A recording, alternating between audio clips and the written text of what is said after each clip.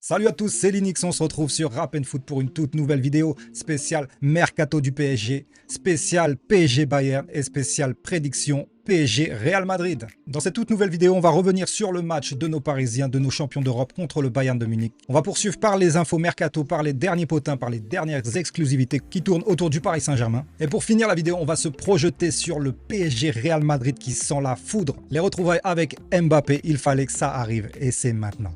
C'est parti. Pour commencer cette vidéo, je vais vous avouer, je n'ai pas vu le match contre le Bayern en direct live. J'ai passé tout mon week-end aux urgences pour un calcul. Pour ceux qui connaissent la douleur, c'est vraiment horrible. J'ai pu me regarder le match en rentrant tout à l'heure. Et je m'excuse d'avance de ne pas avoir été réactif pour sortir une vidéo en temps et en heure. Néanmoins, la santé avant tout. Donc là, je suis en rémission et je vais avoir du temps de repos avant de profiter de quelques vacances. Le plus important, on ne le répétera jamais assez, c'est vraiment la santé. Regardez Musiala, terrible blessure, une fracture du péroné. Et je vous en parle directement parce que j'ai déjà eu cette fracture étant jeune et c'est pas des lol. Sincèrement, c'est pas des lol. Et ne reviendra pas avant l'année prochaine, je suppose. En tout cas, on souhaite un bon rétablissement à Musiala, très grand joueur. Voilà, c'était la partie santé. On va revenir sur ce PSG Bayern qui nous a vraiment délivré un match sous tension, un vrai match de Champions League limite. Ça aurait pu être la finale de cette Coupe du Monde des clubs. Mais voilà, on a préféré terminer premier de notre poule et eux deuxième. Donc voilà, on revient sur la composition. On a eu Donnarumma au goal, Hakimi, Marquinhos, Pacho Mendes, notre défense titulaire, vous le savez déjà. Neves, Vitinha, Ruiz, notre milieu titulaire. Et en attaque, on a débuté avec Barcola, Doué et Kvaratskhelia. Du côté du Bayern, Neuer forcément au goal, Stanisic, Jonathan Tah, Upamecano, Leimer, la défense que je vous avais annoncée dans la précédente vidéo. Pavlovic, Kimmich au milieu de terrain. Et pour leur attaque, c'était composé de Coman, Musiala, Olise et Harry Kane en pointe. Rien qu'au niveau des notes du match, on peut déjà déceler que le Paris Saint-Germain a fait une meilleure performance que le Bayern de Munich. Et ça s'est avéré notamment du côté des stats, regardez. On sort du match avec 2 expected goals contre 0,60. Une possession de balle à l'avantage du Bayern, mais vous n'êtes pas censé ignorer qu'on a fini ce match à 9 contre 11, s'il vous plaît. Et c'est là que le pourcentage de possession s'est équilibré. Sinon, on était vraiment dans nos standings habituels concernant la possession de balle. Pour notre part, 11 tirs, 5 cadrés. Le Bayern en a eu 13 pour 5 cadrés aussi. Mais des frappes beaucoup plus dangereuses de notre côté. Sans parler de la crossbar fracassante de Dembélé qui compte pour un tir non cadré. Et voilà, dans l'ensemble, franchement, match de bonhomme, match de champion d'Europe tout simplement. On a été à la hauteur de l'événement. Et sincèrement, vous savez, sur la blessure de Musiala, Donnarumma n'est pas fautif. Il faut arrêter, j'ai vu pas mal de choses dans les médias, pas mal de gens commenter cette action. Donnarumma n'est absolument pas fautif. Il est dans son rôle. Vous voyez ce genre de sortie de goal à tous les matchs. Ce que Musiala aurait dû faire, effectivement, est de sauter au-dessus du goal. Néanmoins, c'est triste pour lui, mais sincèrement, Donnarumma, je ne lui en veux pas. Et c'est bien pour ça qu'il n'a pas récolté 2 cartons. Il faut vraiment arrêter d'essayer de le rendre coupable sur cette action. Donnarumma n'y est absolument pour rien. C'est un fait de jeu certes triste et malheureux, mais notre goal n'a absolument rien à se reprocher. D'ailleurs, énorme performance une fois de plus de notre goal. On s'en sort encore une fois dans cette compétition avec un clean sheet. Et c'est vraiment pas pour nous déplaire. Ça faisait tellement de temps qu'on n'avait pas enchaîné ce genre de match, ce genre de prestation dominante face à une top équipe européenne. On ne peut qu'applaudir nos Parisiens. Match de bonhomme, sincèrement. Et pour l'anecdote, j'étais aux urgences, donc je reviens un peu sur moi, désolé. J'étais aux urgences, j'avais mon téléphone en main. J'ai suivi effectivement le premier quart d'heure du match avant de ne plus avoir de batterie. Mon téléphone s'est éteint. On a pu me ramener une batterie externe, mais sur la fin, le match était déjà fini. Et en rallumant mon téléphone, j'ai eu sincèrement la surprise de voir 2-0. Pour moi, j'allais continuer à pouvoir regarder ce match qui se dirigeait plutôt en prolongation. Mais j'étais agréablement surpris. Donc du coup, voilà, juste pour l'anecdote. Après, c'est vrai que dans ce match, tout n'a pas été parfait. Notamment l'expulsion de William Pacho. Ça peut être vraiment préjudiciable face au Real Madrid. Lucas Hernandez aussi qui prend un rouge, mais d'une gravité à moindre mesure parce qu'il n'est pas titulaire de base. Néanmoins, ça fait quand même une cartouche en moins pour aborder le match contre le Real Madrid. Bonne nouvelle pour nous, Huysen de leur côté a été exclu dans les arrêts de jeu du match contre le Borussia Dortmund. Donc disons que sur ce point-là, ça va équilibrer l'affaire. Mais des deux côtés, c'est une perte énorme. Sur ce, c'était un petit retour express sur ce match et bravo à nos Parisiens, on se qualifie pour la demi-finale. Sans plus tarder, quelques petites infos Mercato, la rubrique que vous attendez tant, la rubrique des infos de nos Parisiens. Donc voilà, nous sommes en demi-finale. Vous n'êtes pas censé savoir qu'on va changer de ville pour le prochain match face au Real Madrid. On se dirige du côté de New York. Très très gros stade de 82 000 places. D'ailleurs, le Real Dortmund s'est déroulé là-bas. Et je vous dis ça pourquoi? Tout simplement parce que notre cher Ilya Zabarny a atterri à New York pour ses vacances, bizarrement. Est-ce que vous avez compris la connexion un peu? Moi, je pense que oui. L'équipe du Paris Saint-Germain va séjourner à New York, ainsi que Zabarny qui est déjà sur place. Et tout ça pour officialiser sa venue. Son contrat est déjà prêt, il ne reste plus que la signature. Bournemouth a réussi aussi à se mettre d'accord de son côté pour trouver sa succession. Donc voilà, pour moi c'est une très très bonne nouvelle, les choses se décantent et on va pouvoir l'accueillir très très prochainement.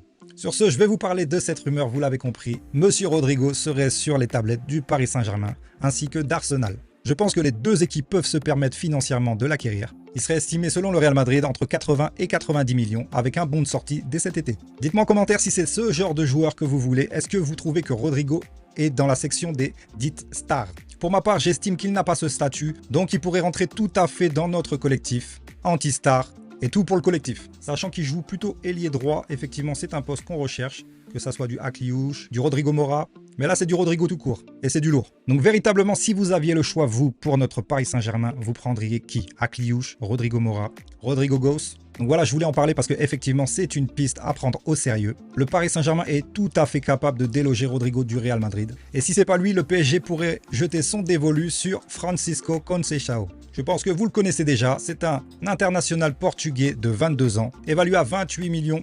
Il appartient au FC Porto et a été prêté cette saison à la Juventus de Turin.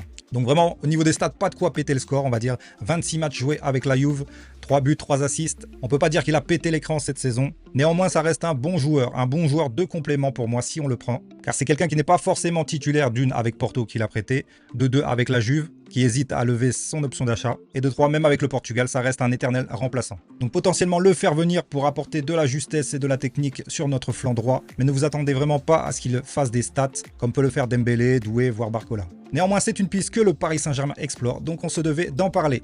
En parlant de maillot rouge, le fameux maillot du Portugal, il est très beau, mais sachez que nous aussi, on est sur le point de sortir ce maillot third et sortirait selon les infos au mois de septembre prochain. Dites-moi si vous appréciez la tunique, pourquoi pas vous la faire gagner lors d'un prochain jeu concours dès la rentrée. Enfin voilà, moi je le trouve plutôt pas mal. C'est vrai qu'au niveau des maillots, j'adore le rouge. Ça me rappelle vraiment l'époque Zlatan Ibrahimovic. Sincèrement, il était magnifique celui-là. Et celui-là aussi est plutôt beau gosse, je trouve. Enfin voilà, on va passer sur ce que vous attendez, avouez-le. La projection face au Real de Madrid. Je vous récapitule le tableau des demi. On a un Chelsea Fluminense qui sent le feu, qui sent la poudre. Et on a limite une finale de Ligue des Champions de l'autre côté entre le Paris Saint-Germain et le Real Madrid. Vu comme ça sent vraiment un Chelsea Paris Saint-Germain en finale. Mais deux équipes au maillot bleu, bof bof. Est-ce qu'on pousserait pas Fluminense à éliminer Chelsea pour se retrouver en finale face à Thiago Silva? Ça serait vraiment incroyable. Après les retrouvailles avec Kylian Mbappé, on aurait les retrouvailles avec O Monstro. Magnifique affiche. En tout cas, je l'espère, sincèrement. Après avoir tabassé Liverpool, Aston Villa, Arsenal et l'Inter de Milan en finale de Ligue des Champions, on s'est attaqué à la Coupe du Monde des clubs en tapant l'Atlético de Madrid, l'Inter Miami, le Bayern de Munich tout récemment et notre prochaine proie s'appelle le Real Madrid. Est-ce que c'est pas magnifique? Paris Saint-Germain, Real Madrid, un classique du genre et une première en Coupe du Monde des clubs. Les premières retrouvailles de Kylian Mbappé face à son ancien club. La première opportunité pour nous de montrer réellement à la terre entière quelle équipe on est devenu. Il n'y a qu'à voir les stats, regardez. PSG favori. Il y a une époque, c'était pas comme ça. Le PSG est favori contre n'importe quelle équipe désormais. Favori même de la compétition pour la remporter, 2,35. Le Real est deuxième, 2,80. Chelsea, troisième, 3,70. Et Fluminense, je n'ai pas vu la cote. Mais sincèrement. Et on part direct sur les compositions probables, directement. Regardez-moi ça. Voilà, je vous ai affiché les compositions selon moi, ce qui va se passer mercredi prochain. Avec un Donnarumma de notre côté au goal, ça bouge pas. Nuno Mendes, Beraldo en l'absence de Pacho, ça sera forcément lui. Lucas Hernandez qui aurait pu est lui-même exclu du dernier match, donc les solutions sont moindres. Ça sera forcément Beraldo, je ne vois pas qui d'autre. Marquinhos, Hakimi, ça bouge pas. João Neves, Vitinha, Fabian Ruiz, ça bouge totalement pas. Kvaratskhelia, Dembélé qui retrouverait sa place de titulaire, je pense que c'est le bon moment. Ainsi que Doué que je fais démarrer à la place de Barcola. Du côté du Real Madrid, je vois cette équipe composée comme telle. Courtois au goal, ça bouge pas. Fran Garcia à gauche, ils n'ont pas d'autre solution. Tchouaméni qui redescendrait dans la défense en l'absence de Huijsen, je pense que c'est ça qui va se passer. Avec Rudiger et Trent Alexander-Arnold du côté droit. Au niveau du milieu, je le vois plutôt comme ça, Valverde, Bellingham, Güller. Et en attaque, un trio composé de Vinicius, de Mbappé, retour. Sur ce genre de match, je ne pense pas que Xabi Alonso peut faire impasse sur une vraie équipe type face à l'adversité qui lui attend. Et Rodrygo, du coup, sur le flanc droit. Je vous le dis direct, Nuno Mendes va manger Rodrygo. Il ne va pas voir le jour. Manque de compétition, vous savez. Il a plus la tête sur le départ, avec très peu de temps joué sur cette compétition. Et je vois clairement un Nuno Mendes faire le taf, quitte à ne pas monter, mais en tout cas verrouiller son couloir. Kvaratskhelia va se régaler face à Trent, qui n'aura pas trop l'opportunité de monter si ce n'est sur coup de pied arrêté. Honnêtement, dans tout point, je nous sens meilleur que cette équipe du Real Madrid. Je vois vraiment pas où on peut flancher, hormis l'absence de Pacho qui fait effectivement très mal. Ce qui fait que sur ce match-là, potentiellement, on ne va pas s'en sortir avec un clean sheet. Je ne pense pas. Je pense qu'au moins le Real Madrid mettra un but. Mais on a une telle force d'attaque que pour moi, ce Real ne peut pas faire de clean sheet face à ce Paris Saint-Germain-là. Et c'est ça la différence. La différence, c'est que je nous vois toujours mettre un but de plus que cette équipe. Notre milieu de terrain va se régaler. Pour moi, il est plus fort que leur milieu de terrain, malgré leurs bons éléments. Je dis pas, Valverde fait partie des meilleurs milieux de terrain au monde. Bellingham, même s'il est en perte de talent ou d'efficacité, je ne saurais pas comment le dire, mais ça reste un top joueur. Güler apprend. Il est encore jeune. Pour moi, Fabien Ruiz, avec l'expérience, pourra le bouffer largement. Attention à Mbappé qui va forcément vouloir briller, vouloir se montrer dans ce match. Et s'il n'est pas bête, il ira pas se frotter à Marquinhos qui le connaît par cœur, mais à titiller Beraldo, je pense que ce sera plutôt ça.